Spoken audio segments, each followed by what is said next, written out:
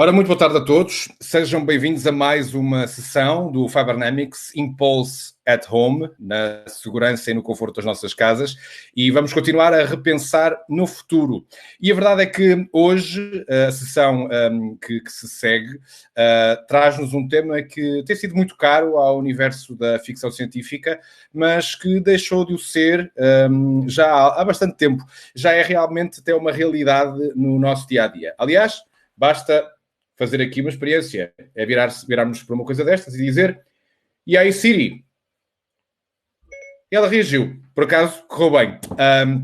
E a verdade é que esta inteligência artificial já está presente, de facto, desde o reconhecimento de texto, da nossa fala, passando também pelo reconhecimento de imagem, e muito em breve há de estar também presente nas nossas estradas com automóveis que vão ter a capacidade de conduzir de forma autónoma, permitindo-nos tornar o tempo de viagem de casa para o trabalho muito mais útil e não um desperdício de tempo.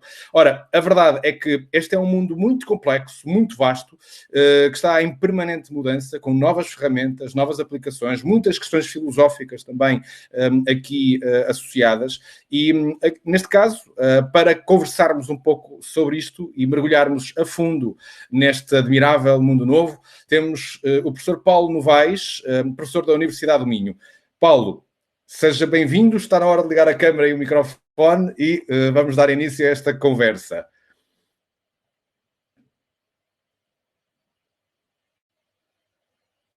Ora, vamos aguardar mais um tempo até que o Paulo Novaes se possa juntar a nós. Acho que já está aqui a ser... já está a ser promovido a apresentador, por isso não tarda nada, já estará a câmara ligada.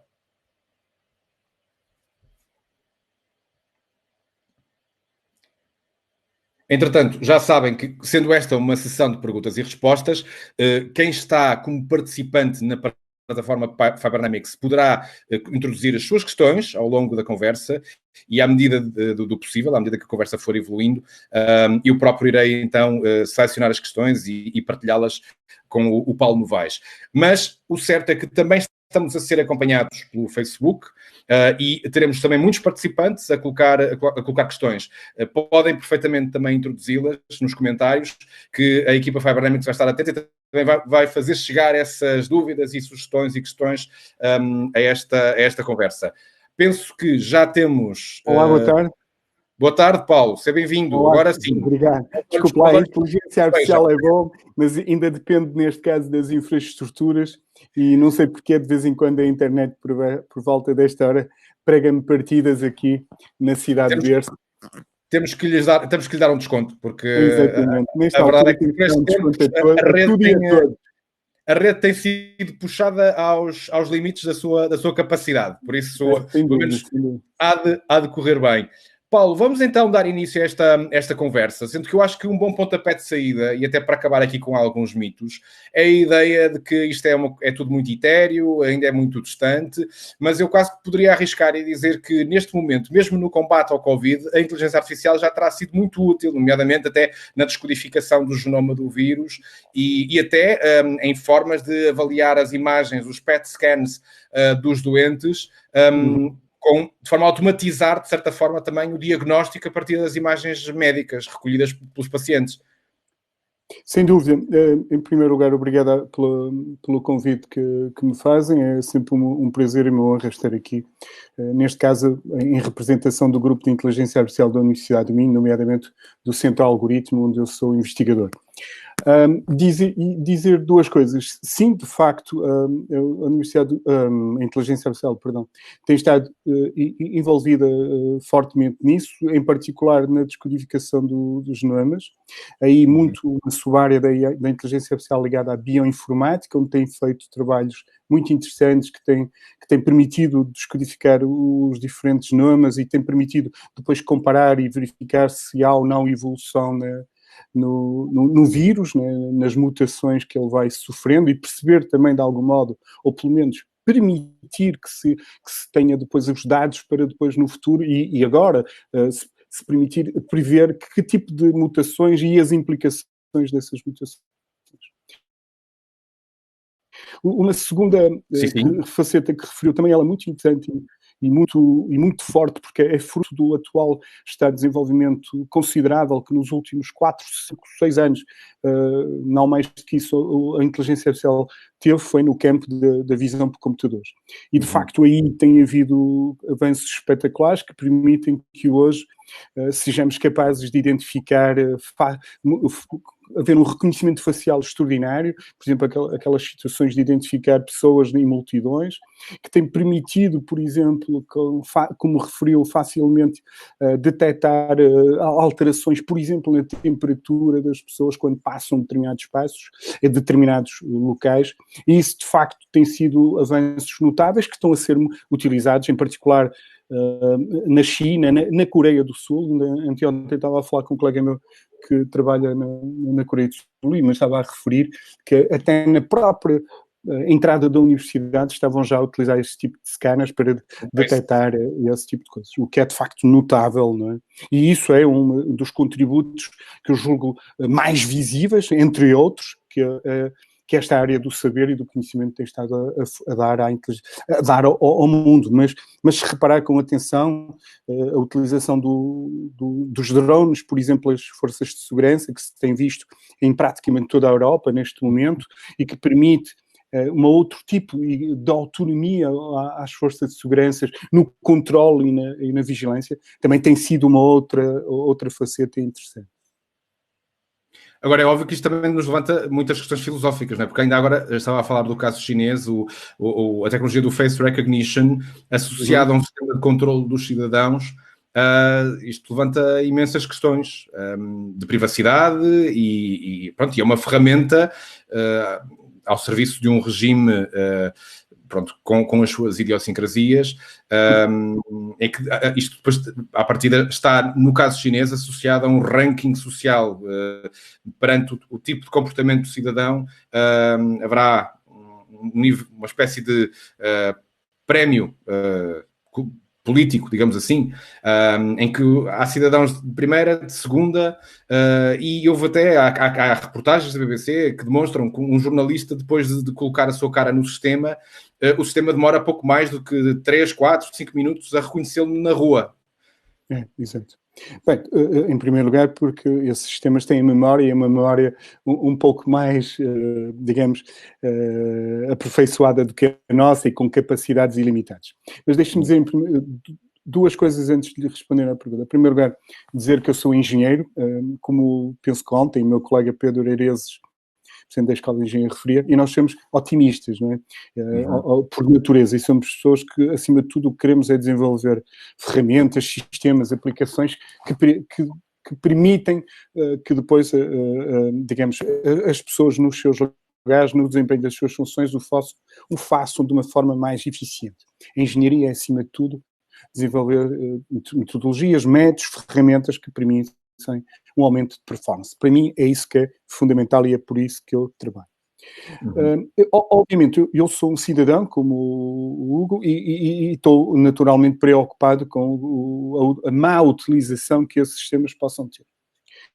Enfim, eu acho que também devemos pôr aqui um bocadinho de travão nisto e dizer, em primeiro lugar, que estamos a viver uma situação perfeitamente ímpar, singular, que ao longo da história humana só se verificou quando houveram cataclismos ou catástrofes ou até, digamos que guerras, conflitos entre os povos. Eu não, por muito menos há uns anos atrás, uma política que eu admiro, portuguesa, uma senhora em particular, disse que se poderia fazer até durante algum tempo, suspender a democracia. Não sei se se recorda, penso que era a doutora Manuela Ferreira, que até referiu. Exatamente. Pronto, eu não quero ir tão longe, mas a verdade é que nós estamos a lutar contra um inimigo que tem características muito específicas, muito especiais, e que, porventura, e que ainda por cima tem um comportamento que vai contra tudo aquilo que é, por norma, o comportamento humano. Quer dizer, repare, nós, mesmo nas diferentes catástrofes ou eventos singulares que ocorreram ao longo da história humana, um dos segredos da sobrevivência da raça humana foi sempre a sua capacidade de cooperar, de interagir, não é? Digamos assim, e de poder comunicar uns com os outros para criar, digamos assim, instrumentos de defesa coletivos. Não é? Ora, este vírus afasta-nos, é um vírus que tem esta... que realmente faz com que nós não possamos, não possa emergir de nós o melhor que nós temos, que é, de facto, aquilo que alguns chamam sinergias, as sinergias que resultam dessa capacidade muito humana de colaborar, de cooperar na resolução de problemas. Eu acredito que algumas das ferramentas e dos instrumentos que foram feitos são também, de algum modo, instrumentos que foram feitos para um determinado momento nos ajudar a resolver problemas. É claro que vai-me dizer, Paulo, os chineses estão a utilizar isso para criar os rankings sociais. Pronto, primeira observação, obviamente e naturalmente eu sou contra. Isso vai em contra a tudo aquilo que são as minhas convicções e as convicções naturais de alguém que está na Europa e no mundo, digamos, na nossa sociedade. Mas a verdade é que, ao mesmo tempo, mas também é verdade. Sim. Deixa-me só dizer isto, só para terminar esta frase. Desculpe. Mas, por exemplo, na Coreia do Sul, os mesmos instrumentos não estão a ser utilizados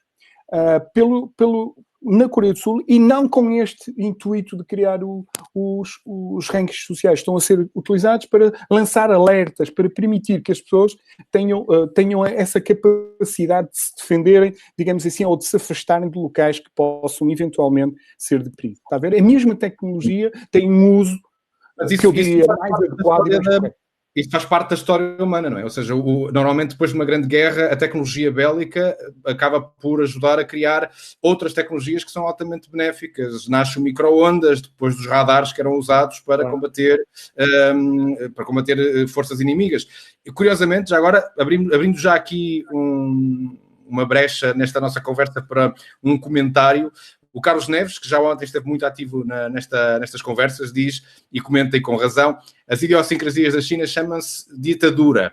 O modelo dos créditos sociais que a China utiliza para controle da sociedade não é replicável em regimes democráticos ocidentais. Contudo, parece-me inevitável a perda de alguma privacidade individual, todos os dias a fazermos nas redes sociais, para ganharmos benefícios coletivos e comunitários. As tecnologias digitais e a inteligência artificial em particular são essenciais para este desígnio. Eu nem iria muito longe. O próprio Google Fotos de que falávamos há pouco, uma ferramenta absolutamente grátis, dá-nos, no fundo, um espaço de armazenamento ilimitado, mas a verdade é que isso tem um preço e as milhares de fotografias que eu lá tenho funcionam como dados fidedignos para que a máquina perceba e consiga aperfeiçoar os seus mecanismos de facial recognition, não é? Ou seja, e vai-se aperfeiçoando, porque a cada dia que vai passando e cada leva de fotografias que acrescento, ela vai-me perguntando, esta pessoa é a mesma que esta?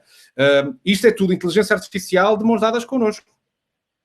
Sem dúvida. Em primeiro lugar, cumprimentar o Carlos Neves, que eu julgo que é o Carlos Neves de Braga, um democrata e um amigo já agora, e que tem toda a razão, naturalmente, daquilo que diz relativamente à ditadura.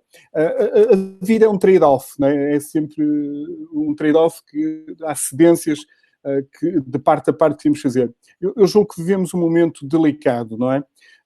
E de facto, nós, porventura, para digamos, vencer este inimigo, entre aspas, invisível, poderemos ter que fazer cedências. Eu, neste momento, estou confinado em casa. Estou por vários motivos. Obviamente, um deles são instruções da própria DGS, da Universidade do Minho, mas também porque a minha mulher, por exemplo, está na linha da frente, é enfermeira e está na UCI a trabalhar diretamente. Isso faz com que alguém tenha que ficar em casa também com os meus filhos. Mas dizer o quê? A vida é cedências e nós temos que compreender que para que as coisas de facto vão ao bom ponto onde queremos, que é de facto chegar ao momento em que podemos restabelecer as nossas vidas. Não sei se algum dia voltaremos ao ponto anterior, mas pelo menos evoluir no sentido que aquilo que é uma normalidade, uma maior normalidade naquilo que são os nossos relacionamentos, isso teremos que fazer. Obviamente, eu creio que as nossas, e para terminar esta área, as nossas convicções e a nossa forma de estar fará com que as garantias digamos, de privacidade e proteção não se alteram substancialmente. A verdade é que todos os dias nós já cedemos, como disse bem, parte da nossa privacidade em instituições que todas elas também têm muito pouco de democrata, né? Convém lembrar os aspectos durante as eleições americanas. Há quem fale em algumas também utilizações a quando das eleições francesas. Por isso eu diria que isto é um processo que se faz andando, caminhando e atuando. O que acima de tudo nós temos que ter é a capacidade de atuar e penso que estas ferramentas, por outro lado, também trouxeram isso. Hoje, como nunca, a voz do cidadão, mesmo que às vezes eu não concordo com ela, como diria o outro, é cada vez mais ouvida. Basta ver no outro dia uma simples medida que aparentemente há uns anos atrás teria passado com muita facilidade pela Ministra da Cultura para uma determinada medida que tentou impor ou colocar, teve uma contestação tão grande, até se calhar exagerada, que devido ao contágio que provocou, foi naturalmente e imediatamente, digamos que, alterada. Né? Portanto, isto também prova que estas novas ferramentas dão-nos uma capacidade ímpar também de participar, de colaborar naquilo que é o desígnio que é a nossa vida. Ou seja, é uma ferramenta que tanto pode desmultiplicar a capacidade e a saúde democrática, como ao mesmo tempo é um pau de dois gumes. Também pode ser, no fundo, o carrasco da democracia. Esperamos que não seja nesse sentido. Vamos então às tantas dar início à sua apresentação, até porque estou muito curioso. Há um slide lá mais para a frente em que vai explicar como é que a inteligência artificial vai ajudar a salvar o jornalismo e acabar com as fake news, mas lá chegaremos. Okay. E já agora só uma pequena nota, não sei se estava atento aqui ao bate-papo, Carlos Neves é o Carlos Neves que...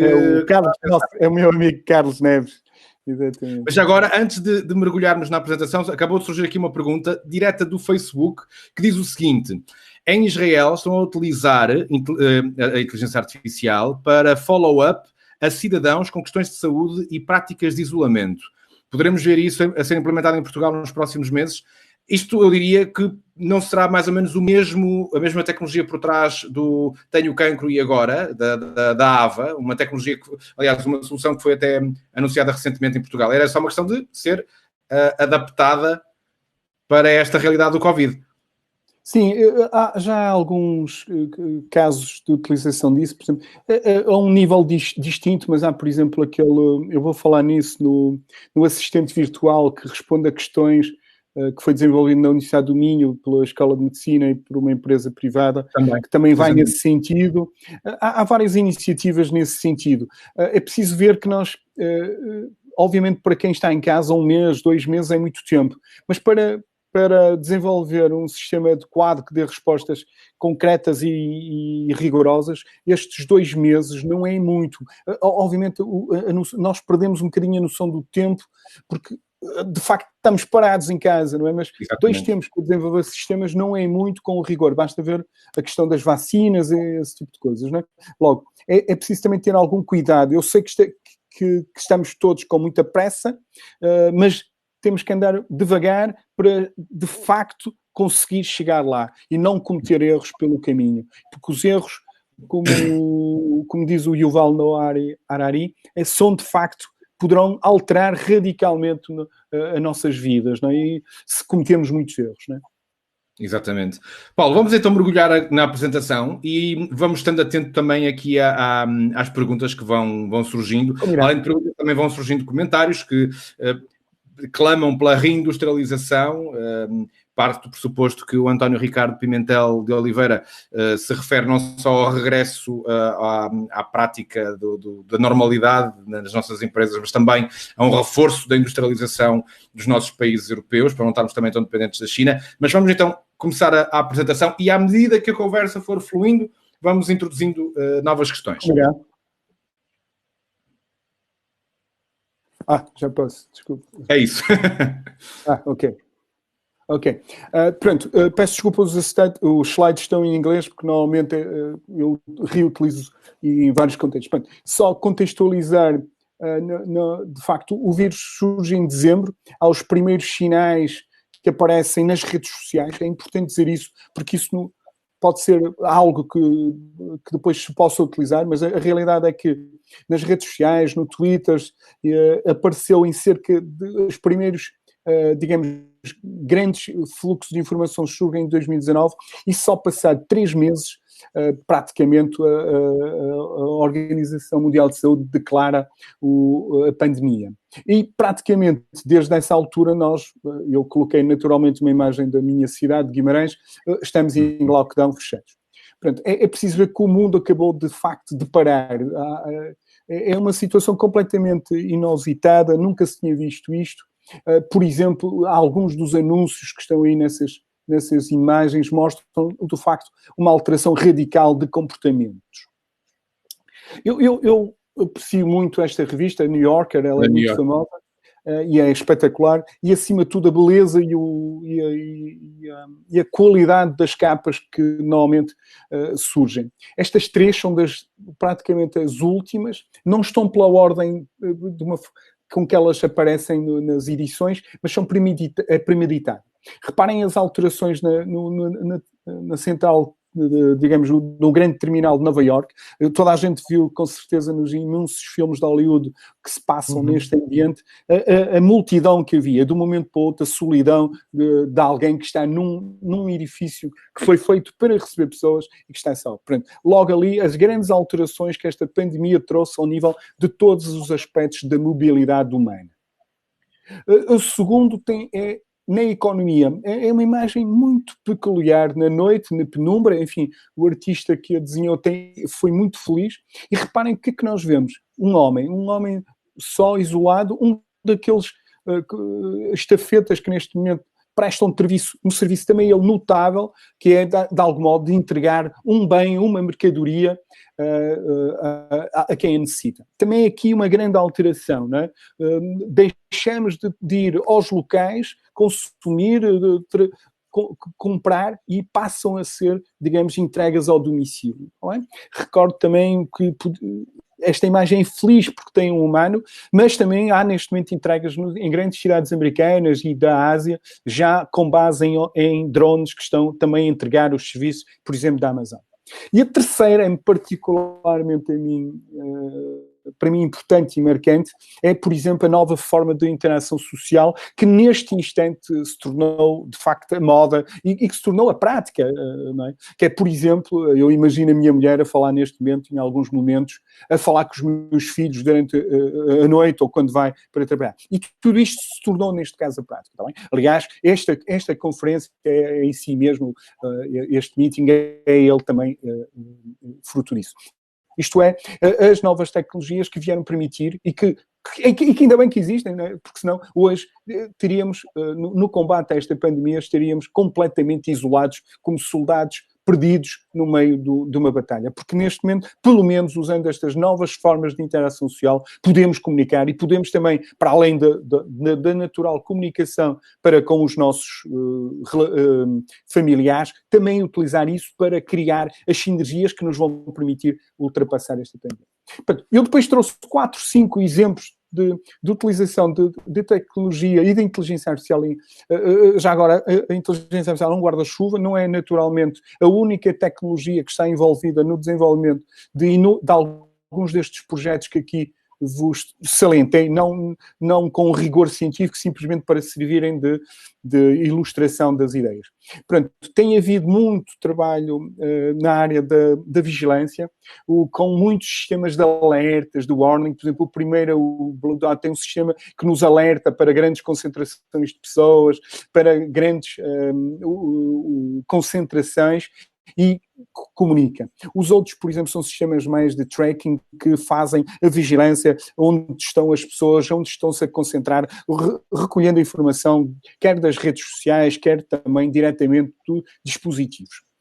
E depois, obviamente, conseguem prever as ocorrências de determinados. Isto é importante porque estes dois sistemas não funcionariam hoje se nós não tivéssemos, por um lado, esta rede que nos permite comunicar, obviamente, a intranet, e, simultaneamente, a grande disponibilização. Em segundo lugar, esta questão de todos nós estarmos movidos de equipamentos como estes, smartphones que de algum modo nos ajudam a fazer o rastreamento onde está o Hugo, onde é que está o Paulo, onde é que está o Carlos Neves, que há bocado contactou connosco. Bom, e que, em simultâneo, nós também permitimos que, de algum modo, eles saibam onde nós estamos. Isto é importante porque nós temos que disponibilizar, e mesmo que não queiramos, já estamos a disponibilizar. Recordo-lhe só que mais não seja por estarmos ligados, estamos a conectar-nos com uma antena da operadora, no mínimo, num determinado raio, nós sabemos que estamos ali. Aqui a grande discussão, só interromper, Paulo. Não, por favor. A União Europeia, e era uma das questões que tinha trazido para si, chegou a ser discutida a possibilidade de se usar precisamente as redes de telemóvel para fazer o tracking do posicionamento das multidões, das pessoas, eventualmente com Covid positivas ou entrarem em remissão. Mas aí, lá está. Além de as operadoras saberem onde estamos, as operadoras passam a ter que saber também como estamos. E aí é que a privacidade no mundo de RGPDs começa a ser muito questionável, não é? Pois, eu gostaria de falar mais à frente disso, porque eu como tenho uma visão otimista, e eu acho que as ferramentas devem ser e as tecnologias utilizadas para resolver problemas, eu diria que primeiro vamos perceber o alcance que elas nos podem dar, ok? E depois, obviamente, terá que haver limites à sua utilização, mas neste momento eu confesso que não estou a ver. Repare, há bocado falou da economia, alguém falava aí da economia, da reindustrialização. Nós estamos com um dilema, vamos ser todos muito claros. Nós podemos também morrer da cura, não é? Entre aspas, não é? Se me permite. Não é? E eu não queria morrer da cura, porque ainda é mais catastrófico do que a outra situação. E ontem o Dr. José Miguel Judice disse números que podemos contestá-los, podem não ser absolutamente rigorosos, mas são também uma faceta da realidade, não é? E isso também tem que ser tido em conta, não é? Logo, nós temos que voltar rapidamente a trabalhar, é impossível estarmos tanto tempo parados e vamos ter que fazê-lo com regras. E, naturalmente, a tecnologia e alguma perda da liberdade, porque eu já a perdi, eu estou aqui neste momento na minha sala a falar consigo. Eu gostaria muito de estar aí em Braga, num anfiteatro qualquer, ou aqui em Guimarães, com certeza teríamos muito gosto também de recebê-los aqui, mas não estou. Pronto. Vamos só continuar. Pronto, depois, há também tem havido um grande trabalho na área dos dashboards, que são painéis de controle onde, de algum modo, são disponibilizadas informações de formas bastante práticas, não é? E de forma agregada. O mais famoso tem sido este aqui, o que está a preto da Universidade Americana Hopkins, JS Hopkins, se não estou equivocado, que tem sido muito utilizado, aliás, pela maioria da comunicação social para explicar o avanço e recuo da pandemia em diferentes pontos do mundo. Mais uma vez, o que estamos aqui a fazer é disponibilizar dados e com esses dados conseguimos depois apresentá-los de uma forma agregada que traz conhecimento, que traz informação e, simultaneamente, conhecimento para os decisores. Procurei um bom exemplo português neste momento, dos primeiros que apareceu, foi este assistente pessoal. No momento em que a linha 24, Saúde 24, está naturalmente congestionada, é impossível haver recursos para uma demanda tão grande, é impossível, não há nenhum país no mundo que esteja preparado para isso, nem Portugal, nem os Estados Unidos, aliás, como se tem visto, basta ligar a CNN para perceber isso, a Inglaterra. A utilização de tecnologias como aquela que oriunda da inteligência artificial, como os assistentes pessoais, são muito importantes e podem dar um contributo e ajudar a esclarecer, a informar, acima de tudo, informar. E a Universidade do Minho, em particular, os meus colegas da Escola de Medicina fizeram isso de uma forma muito interessante com este sistema de chatbot, que permite a comunicação usando linguagem natural. Obviamente, como referiu há bocado, tem havido também uma uma exponenciação das tecnologias de reconhecimento facial, de detecção, neste caso, de febre também, ou de temperatura, perdão, a utilização pelas forças de segurança dos drones, de robôs, também tem sido muito interessante. Aliás, há cada vez mais, ainda antes estava a falar com um colega do IST, o professor Pedro Lima, que estava e um colega qualquer dele, que estavam também a preparar-se para desenvolver robôs que pudessem dar algum tipo de assistência a pessoas com Covid-19, não é? Isso também pode ser uma solução. Neste momento parece-me ainda uma solução um bocadinho de futurologia, mas são soluções interessantes, não é? Por exemplo, já se fala em alguns espaços, por exemplo, na Coreia do Sul, ontem estava a falar com um colega, o Jason Yang, que me referia que estavam a criar esses avatares para dar informações a populações de risco dentro do espectro que é a Coreia do Sul. Está bem?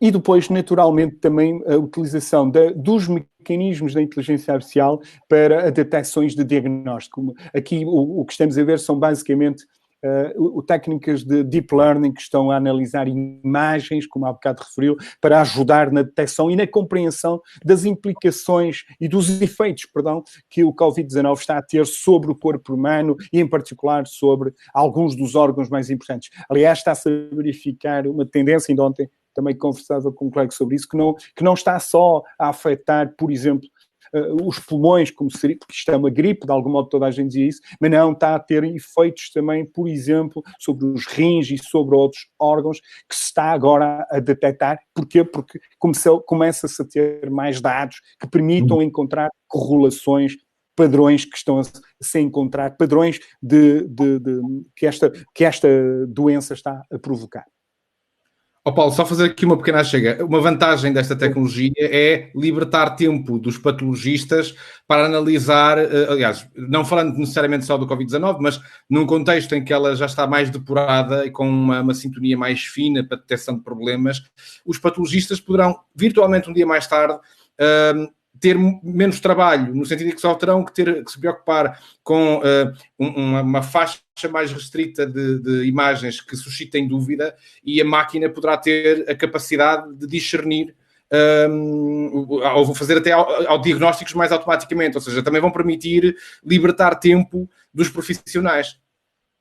Estas ferramentas, a analogia que dou, na primeira aula que dou todos os anos, quando aos meus alunos na Universidade do Minho, no Departamento de Informática, é de explicar a inteligência artificial. Em primeiro lugar, a inteligência artificial atual que nós temos é uma inteligência...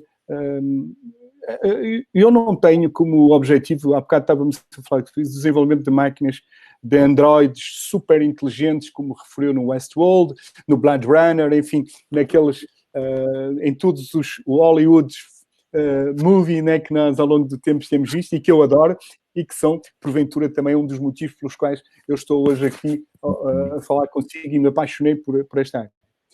Eu vejo mais a inteligência artificial numa visão como o Yann LeCun, que é um cientista que está no Facebook e ganhou recentemente o Turing Award, que é de algum modo o prémio Nobel da inteligência artificial e da informática. O Yann LeCun refere que para ele a inteligência em primeiro lugar é o que faz nós humanos, é de facto a grande qualidade que nos distingue de todos, que está exponenciada no ser humano até prova em contrário, de uma forma completamente singular. E a inteligência artificial só tem uma função, é de exponenciar, de ampliar essa capacidade. Seguindo esta definição que eu tenho para mim, ok?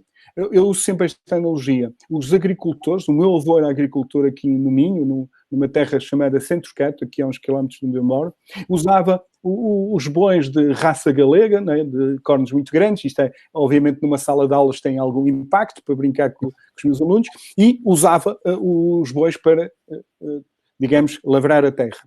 Hoje uso os meus tios, que ainda continuam a ser agricultores, usam tratores, não é? Pronto. Isto são os instrumentos que, de facto, outros tipos de agricultores, outros tipos de técnicos, naturalmente, estão a usar e que vão, obviamente, alterar as rotinas de trabalho. Hoje já é possível qualquer colega que trabalha em imagiologia, ter um sistema que lhe identifique e que lhe diz de todas as panóplias de fotografias, quais são as fotografias ou as imagens, perdão, que ele deve se focar, as zonas da fotografia que ele deve focar. Porquê? Porque se detectou uma alteração, se detectou um padrão distinto que deve, porventura, ele focar a sua atenção aí. É a mesma tecnologia de que há bocado falou, o Google Photo, não é? Digamos assim, e que lhe permite automaticamente, porque detecta o Hugo num determinado contexto, pode fazer o arquivamento automático, ou praticamente.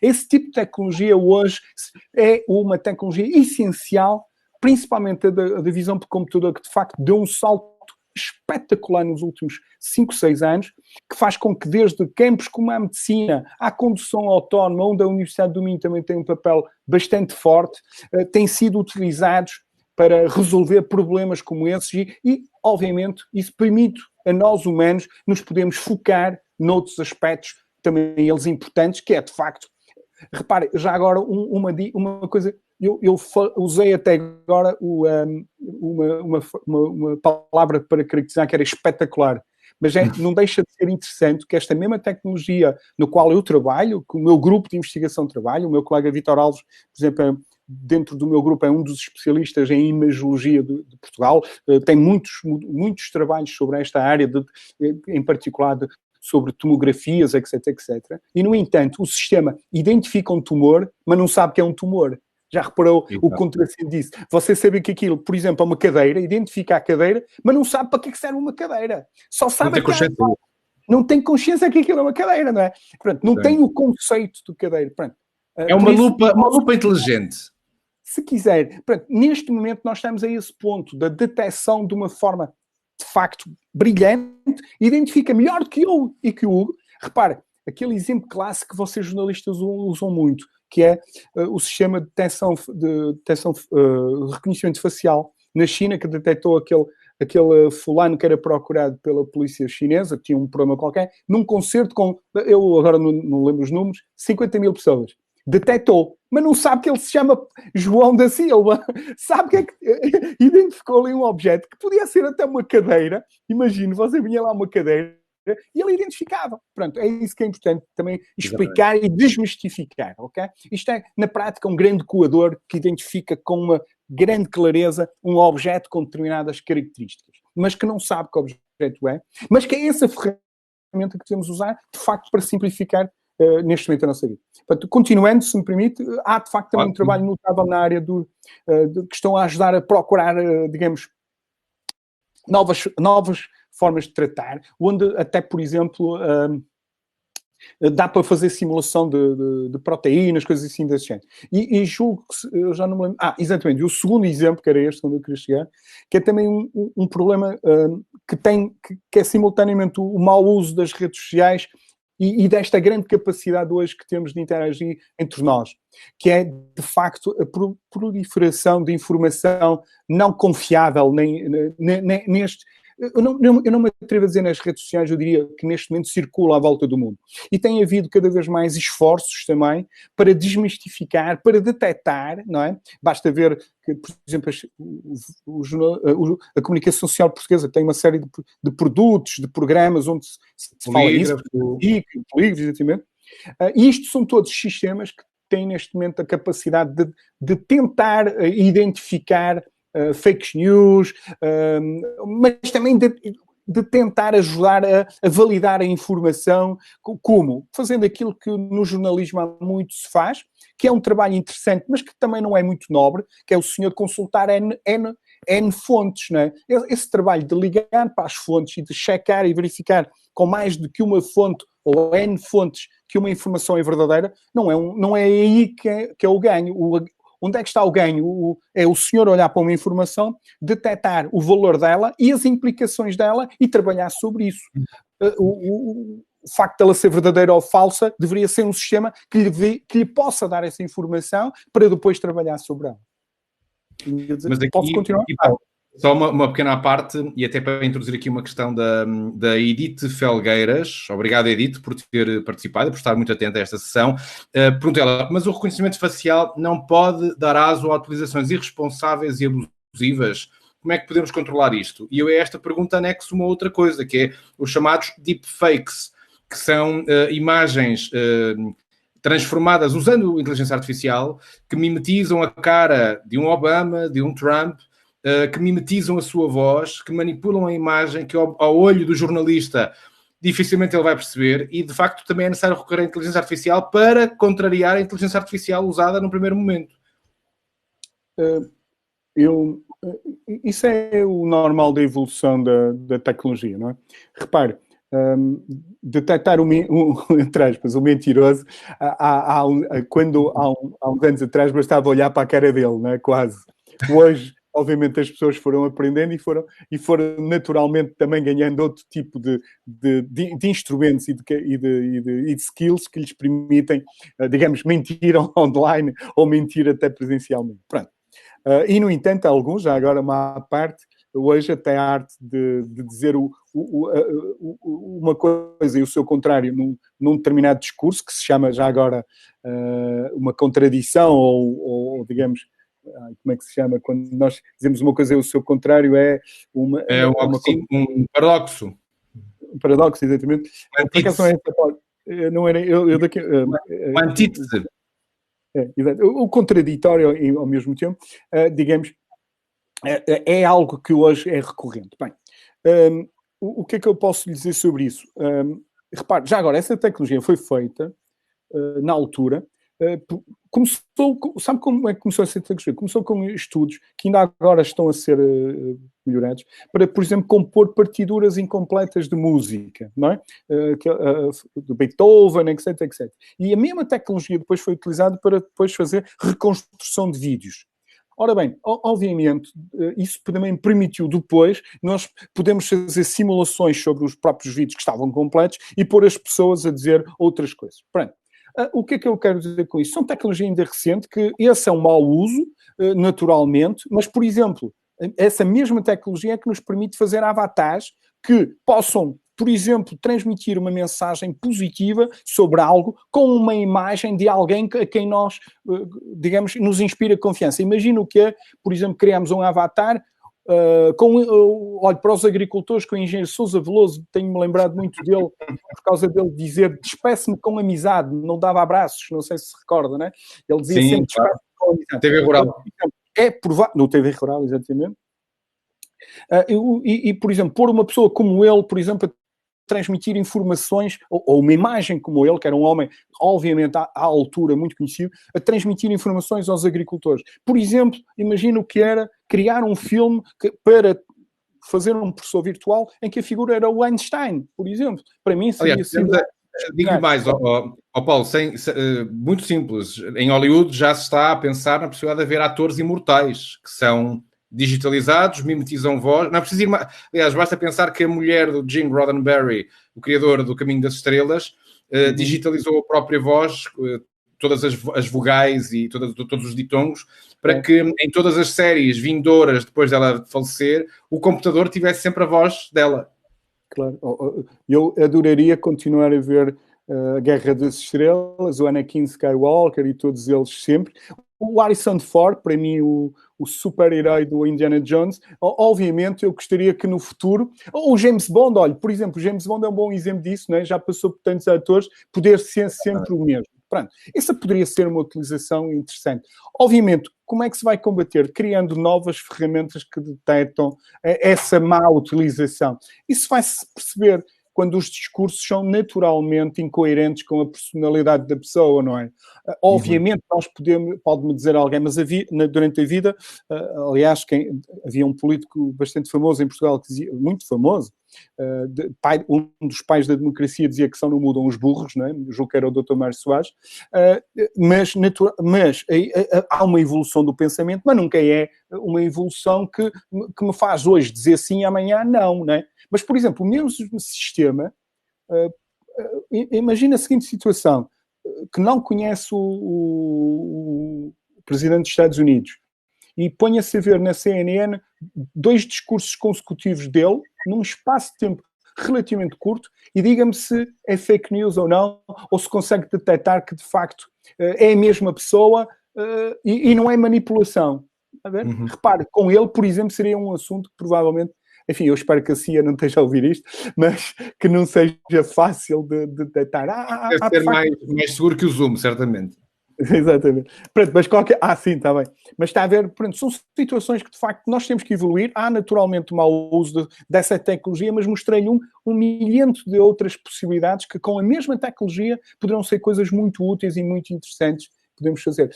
Já agora, com as técnicas de Tell Story, que conhece-se com certeza, podemos pôr um avatar realista, como referiu, a transmitir informação. Imagine, por exemplo, usar um avatar como o Barack Obama ou com o Nelson Mandela, dois homens, pelo menos o Nelson Mandela é de facto um homem extraordinário, a transmitir mensagens positivas de algum modo. Portanto, claro que se me disser, são mensagens que são quase de orientação social, digamos assim, também de algum modo entra muito no problema. Portanto, isto são ferramentas, cabe a nós, sociedade, regular estas ferramentas de forma a garantir um bom uso delas também, não é? Paulo, vamos agora dar aqui uma aceleradela na há muito para ver. Muito rápido, só 2, 3 coisas. Tudo o que nós tivemos a dizer basicamente assenta em 3 grandes pilares. Robôs, automação. A Universidade do Minho tem estado ligada, por exemplo, há bocado falávamos aí da reindustrialização. Eu aponto sempre os 2 projetos que são projetos bandeira, mas que são projetos que podem ser naturalmente replicados noutros contextos e noutras realidades, como são com a Bosch, nos carros autónomos, nas fábricas do futuro. Por exemplo, este exemplo muito pequenino que tenho aí, que é feito foi feito em colaboração com o meu laboratório e várias universidades espanholas, que é um personal trainer, poderia ser perfeitamente utilizado em contextos agora para interação com os idosos, por exemplo, ou com públicos especiais. Esta é parte do trabalho do meu colega Vítor Alves, do meu laboratório, que faz, de facto, análise usando técnicas de deep learning de tomografias e raios-x, coisas assim desse género, para detectar, obviamente, anomalias, defeitos, como queiram. E, por exemplo, um projeto que estamos agora a iniciar no laboratório, numa parte mais ligada ao meu colega César Analide e Bruno Fernandes e outros colegas, que é muito do controle de confinamento para pandemias, para qualquer tipo de eventos deste estilo, onde detectamos a presença, como há bocado falava, de pessoas com determinadas características, lançamos alertas, avisamos, informação acima de tudo positiva, que tenta informar e dissuadir de algum modo as pessoas para ir para aqueles espaços. Eu queria dizer que quando nós, por exemplo, cometemos um erro, é claro que aqui nós não cometemos um erro, não é? Mas andamos com as pulseiras eletrónicas. Esta mesma tecnologia, por exemplo, pode afastar um homem ou um cidadão que seja violento relativamente ao outro, de afastá-lo, não é? Isto por causa da violência doméstica. Por exemplo, são este tipo de tecnologias que têm utilizações bastante interessantes e que eu acho que neste tempo, até para proteção das próprias pessoas que quando estão, por exemplo, infectadas de uma pandemia, que devem se manter reservadas num determinado espaço, está bem? Muito bem. Portanto, só os riscos muito rápidos da inteligência artificial, obviamente, a utilização de dados erróneos é um problema grave, ou enviesados, né? Esse é um dos problemas do atual estado das coisas, que há demasiada informação e isso pode ser perigoso. A injeção de dados erróneos também é outro problema, a contra-informação que falou há bocado, e, por exemplo, um dos erros que eu aponto à China é provavelmente pior do que não ter dado informação, é ter dado dados, eu não quero dizer maliciosos, mas dados não corretos e que poderiam ter sido facilmente verificados por nós se nós estivéssemos atentos ao que estava a ocorrer digamos, nas redes sociais chinesas, que foi também outro erro, provavelmente, que nós cometemos enquanto sociedade, no sentido global do planeta, que vamos ter que estar atentos ao que de facto ocorre e à informação que circula. Obviamente, o mau uso destas tecnologias. Pronto, onde é que eu vejo que a inteligência artificial pode também, agora num pós-Covid, ajudar a resolver, acreditando que o inverno, que estas coisas vão passar com algum coisa. Em primeiro lugar, há de facto uma nova economia, e eu acredito que venha aí uma nova economia, vamos ter que reformular a economia. Não acredito, agora não está a falar o técnico de inteligência artificial, mas o cidadão, acredito que venha aí uma nova forma de redesenhar o comércio internacional. Provavelmente terá que cada país constituir a sua reserva territorial, ou cada espaço económico a sua reserva territorial. Também uma nova organização industrial, não é? Como aquele comentário que há pouco, não é? Claramente teremos que ter, no mínimo, no espaço europeu ou no espaço nacional, um conjunto mínimo. Não é compreensível que um território como o nosso, por exemplo, a Europa, hoje não produz um único computador, por exemplo. Uma coisa tão simples quanto esta, ou tão importante quanto essa, ou, por exemplo, as máscaras. Não há qualquer coisa que tem que ser, repensado acima de tudo. Claramente, para mim, a grande alteração que isto vai provocar e que está a provocar é que brevemente o trabalho deixa de ser um emprego para a vida e vai passar, que já estava essa mudança a ocorrer, e ser um serviço. Um serviço que nós disponibilizamos. É bom que as pessoas percebam que isso vai ocorrer. Inevitavelmente, o Paulo Novaes vai prestar serviços numa instituição, noutra instituição, e terá que ser sempre pela capacidade de gerar valor que ele vai ter que ser utilizado. A própria sociedade está a mudar, a forma como nós interagimos. Provavelmente caminhamos cada vez mais para uma sociedade com algum controle. É inevitável. Não há como controlar uma pandemia sem algum controle. Há uma certa digitalização, porque como é que nós vamos continuar a ter estes nossos hábitos de proximidades em casos como este, só digitalizando? O teletrabalho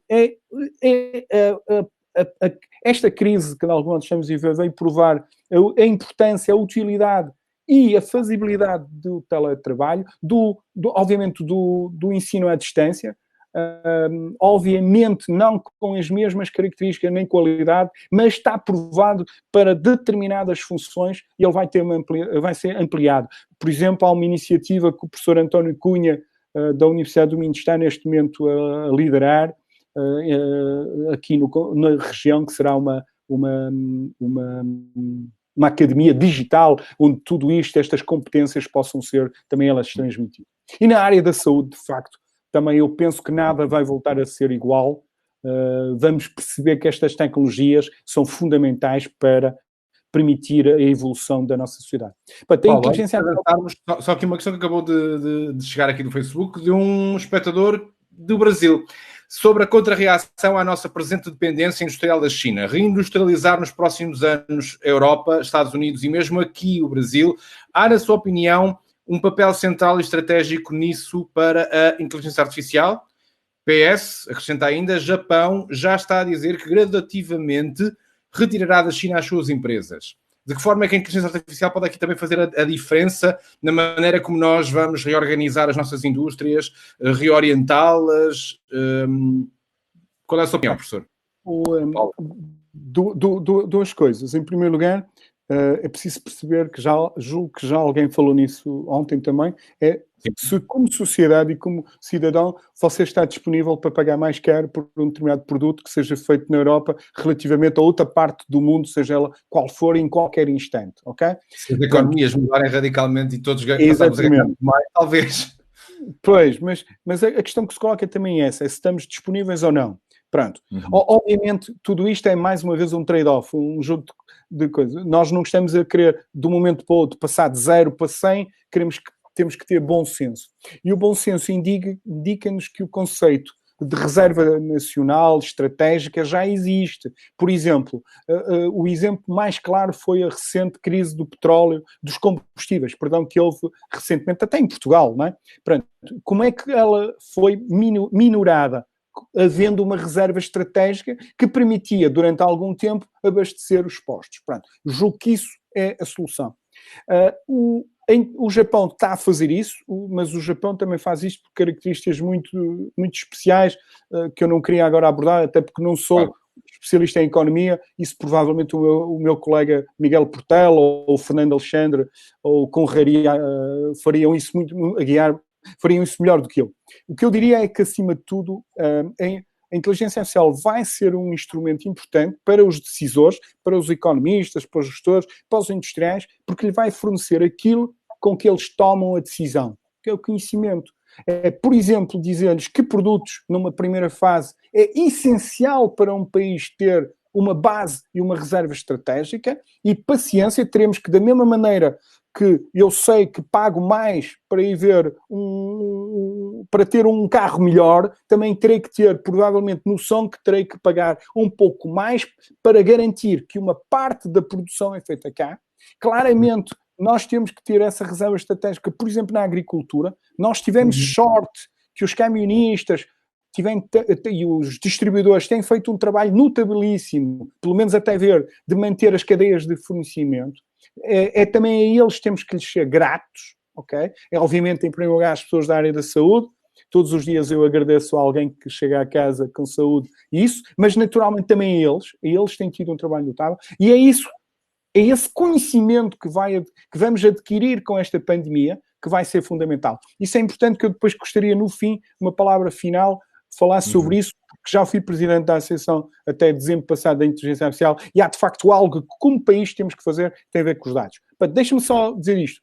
A Inteligência Artificial pode ser aplicada, na minha opinião, em três grandes áreas, que são ao nível do produto, na criação de valor em produtos, ok? Isso é importante. Produtos que crescem, por exemplo, imagino, há neste momento, olha, este exemplo que eu julgo que é o seguinte, de automação.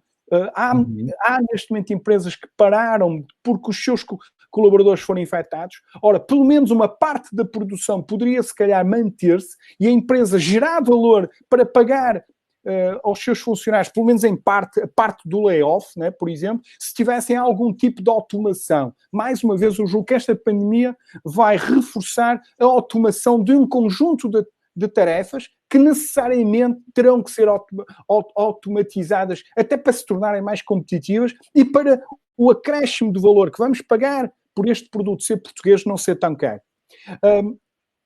Isso tem muito a nível do processo. A ordem, por acaso, dos acetatos não está bem, falhei. Mas onde é que a nível do... não tenho aqui este exemplo, deixa-me só ver.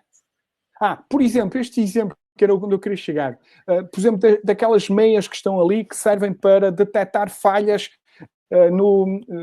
defeitos ao andar, digamos assim, ok? Falta o termo correto, mas que mede também, por exemplo, o número de passos, assim. Poderia ter tecnologia, por exemplo, que identifique quem você é, que lhe diz, por exemplo, toda aquela parte de vigilância e de controle poderia lhe estar associado. Portanto, retomando, a nível do produto, dos processos e também da descoberta de conhecimento de padrões que se encontram, digamos, dentro daquilo que é os dados. Hoje isto é impossível fazer isto a olho humano. Antigamente era fácil. O Hugo olhava para 4 ou 5 fontes e conseguia descobrir o que é que se estava a passar no mundo. Hoje, com as fontes de informação são de tal forma inúmeras, tem que ir às redes sociais, é impossível. Tem que ter um sistema que o faça por si, que lhe diga e que lhe chame a atenção. Vamos lá, na China há mais de 1000 pessoas a falar de um vírus qualquer que está-lhes a pôr todos com febre e a ir para o hospital. E isso temos que ter sensores em muito mais espaços, em boa verdade, não é? E estar atentos a várias fontes de informação. Às vezes, mais do que sensores que vamos ter com a IoT, são, acima de tudo, a capacidade de apanhar a informação e lhe dar valor. A informação por si não vale nada. Vale se a juntarmos, se a agregarmos, se a fundir e verificando, fazendo o controle de qualidade, naturalmente, e depois perceber o que está ali. E o que é perceber o que está ali? Que padrões, que repetições. Há mais de 20 pessoas a dizer que neste momento houve um acidente numa rua. Provavelmente houve um acidente. Se for só um caso. Paulo, nem é preciso ir muito longe. Temos hoje, neste momento, nos nossos telemóveis, quando saímos de casa para ir para o trabalho, ferramentas como o Waze, onde esta inteligência artificial dá muito também do esforço colaborativo de todos os utilizadores, não é? Claramente. Portanto, e a inteligência artificial é fundamental em áreas como estas, onde não há saber humano. Há muitas áreas onde não há saber humano, que não está registado. Ele existe. Cuidado, não há saber humano. O que acontece é que ele nunca foi registado, não está tratável. É uma área muito interessante e, obviamente, por exemplo, em áreas de ponta de exploração. Onde os humanos têm dificuldades, por exemplo, em explicar a forma, Porquê que o fazem daquela forma? Há muitas áreas onde nós temos dificuldades. Porquê que eu escrevo de uma determinada forma? Se se tivéssemos a oportunidade de falar com o José Saramago, se calhar ele não sabia explicar porquê que escrevia daquela forma. Era o estilo dele. Ele adquiriu, aperfeiçoou aquele estilo. Mas, por exemplo, se tivermos um sistema de inteligência artificial que perceba qual é o padrão, quais são as características, aquele saber não se iria perder, está bem? Portanto, obviamente, em sistemas que necessitam de personalização, que se perceba como é que características caracterizam aquele tipo de pessoas. Por exemplo, o que é que faz com que há uma aldeia, quase que me faz lembrar o Asterix, uma aldeia galesa, mas há uma aldeia na Lombardia, em Itália, que ninguém apanhou. Porquê? Exatamente. Há ali qualquer coisa, temos que detectar. Pronto, basicamente é disso que estamos aqui a falar. Agora, Paulo, então, duas questões, uma é um comentário, outra é uma questão colocada pelo Ricardo Zoca, que eu presumo que tenha vindo do Facebook, e o comentário diz o seguinte: é inegável que a inteligência artificial é bastante útil e traz diversos benefícios para a humanidade. No entanto, a possível utilização por parte das empresas dessa quantidade de dados não pode levar a humanidade para um encerramento cada vez maior em bolhas, devido à sugestão cada vez mais acertada por parte da inteligência artificial. Isto hoje já é uma realidade no Facebook. Nós vemos o mundo de acordo com a grelha dos nossos preconceitos. E por isso é que cada vez mais difícil uma discussão num Estado democrático, porque quem é populista será cada vez mais populista, porque vive dentro de uma redoma que vai aumentar. Ou seja, a ideia de uma comunicação generalista, como uma televisão, que até aqui toda a gente via, quer que fossem do partido A, B ou C. Neste momento, a inteligência artificial amarrada às redes sociais, e aqui não falamos claramente só da sugestão de publicidade, embora aqui a pergunta do Ricardo certamente remete para isso. Começou por aí, né? Já agora, né?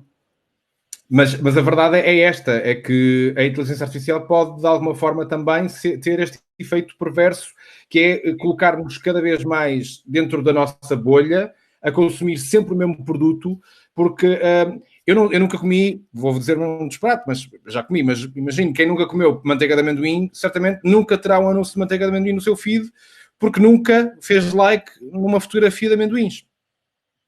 Olha, eu também nunca comi essa manteiga e desconfio que não vou querer comer. Bem, dizer o seguinte, o que está a falar, no fundo, são os influenciadores do passado, não é? Sempre houveram. Mas agora só uma questão aqui que o Carlos Neves acaba de colocar. A inteligência artificial pode ser um obstáculo à democracia representativa? Eu já vou à do Carlos, que é uma pergunta muito interessante e muito pertinente. Só uma questão. Pronto, a questão dos influenciadores, sejam eles virtuais, digitais ou não, sempre houve, não é? Quer dizer, eu sempre fui influenciado, por exemplo, pelo meu pai, naturalmente, pela minha tradição, pela minha família, pelos meus amigos. Os meus amigos influenciam. Eu sou do Vitória Sport Clube de Guimarães, eu não podia deixar de dizer isso. Obviamente porque fui ao futebol quando era pequenino com os meus primos herculanos, quer dizer, eu passava a vida a ir ver o Vitória, os meus filhos são do Vitória porque foram influenciados por mim. Isso é natural. O que é que eu acho e que não vamos poder combater, ou isso não é possível de combater, e agora com estas ferramentas cada vez é menos possível de combater.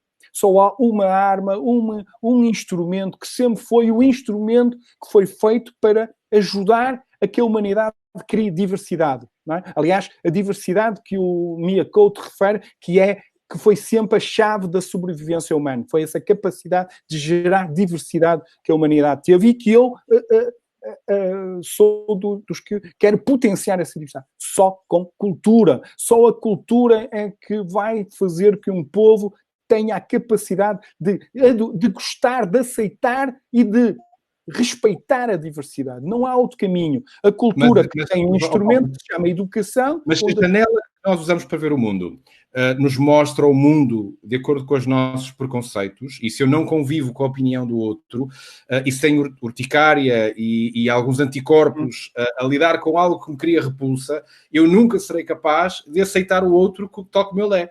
E isto não pode ser... isto agora estamos a entrar numa parte da nossa conversa filosófica, mas isto é uma ameaça... de alguma forma, é um Estado tolerante. Aliás, a palavra tolerância também tem muito que se lhe diga. Eu tolero o outro, mas não o aceito.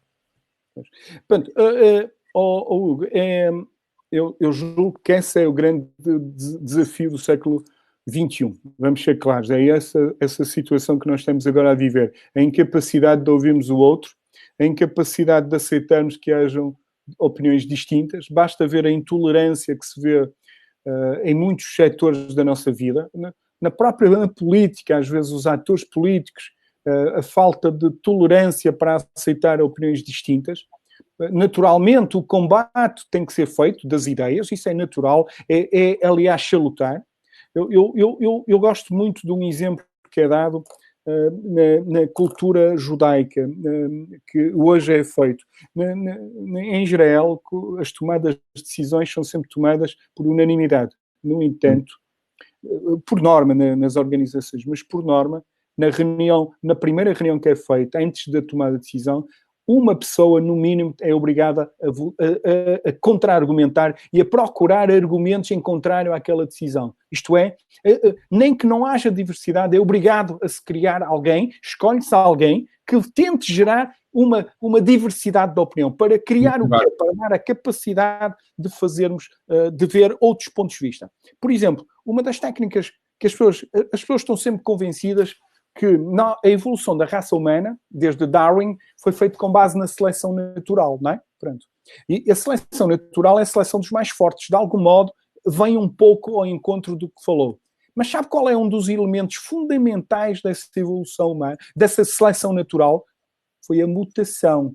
Porque a mutação, que é a criação de diversidade, que criou, em alguns casos, com uma taxa até relativamente baixa, mas criou indivíduos mais bem preparados. Porque foram, no fundo, se olhar para um quadrado, de algum modo a mutação cria um ponto de observação fora do quadrado, que nos obriga a sair dali e ver outros lados. E é essa capacidade de gerar mutações, entre aspas, como compreende, que nós vamos ter que criar instrumentos intelectuais, instrumentos na própria sociedade, para resolver essa questão. Eu não tenho soluções mágicas, confesso, porque senão não estava aqui, teria ganho um prémio Nobel, não estaria provavelmente em Guimarães, numa casa humilde, e se calhar, mas continuava a ver o Vitória de Sport Clube de Guimarães, obviamente, porque isso é uma paixão e não é mais. Mas acredito, nós temos que continuar todos, esta é uma batalha muito importante que temos que travar, a batalha de, primeiro, de criar os instrumentos na sociedade que aceita a diversidade e que, acima de tudo, seja capaz de gerar diversidade. Isso, para mim, a cultura aí tem um papel fundamental nestas coisas.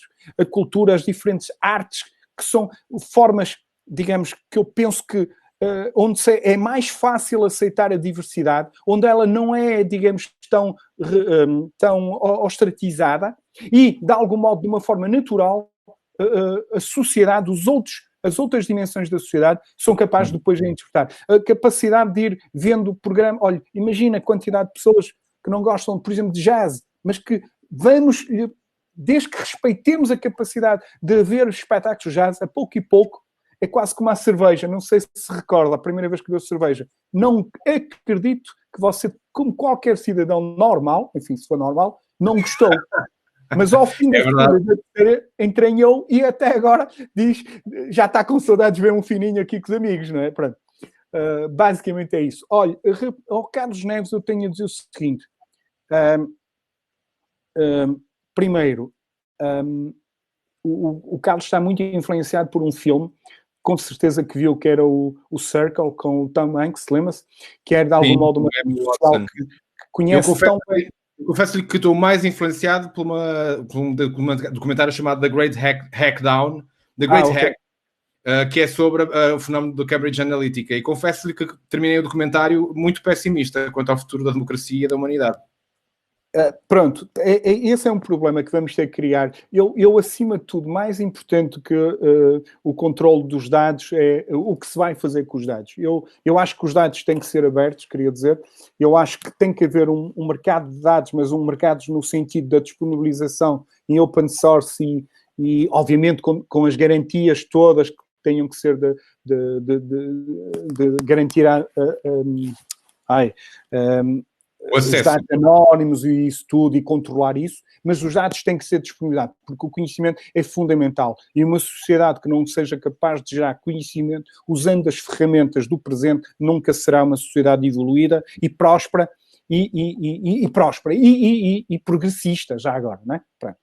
Obviamente que o conhecimento depois também traz problemas, aliás, mas já agora o Isaac Asimov dizia que o conhecimento de facto pode trazer problemas, mas a ignorância nunca resolveu nenhum, não é? Portanto, também é importante contextualizar isso.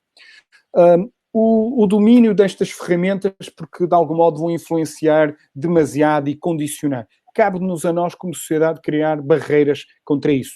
Eu recordo que o Einstein, que é de facto o cientista que para mim e para todos os da minha geração provavelmente é o ideal de figura, não é?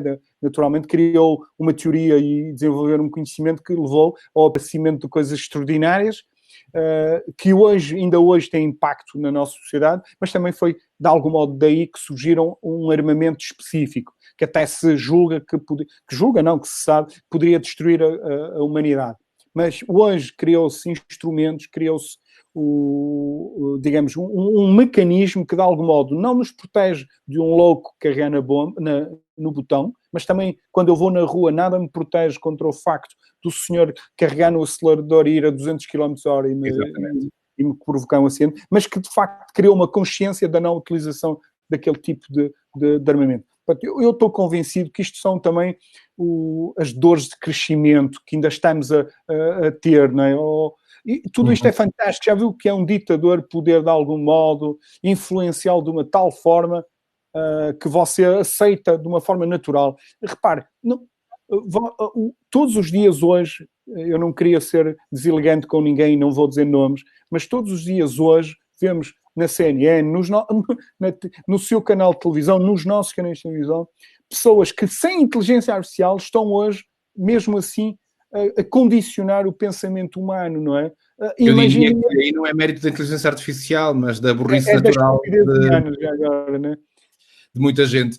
Paulo, eu agradeço desde já todo este contributo e esta apaixonante conversa.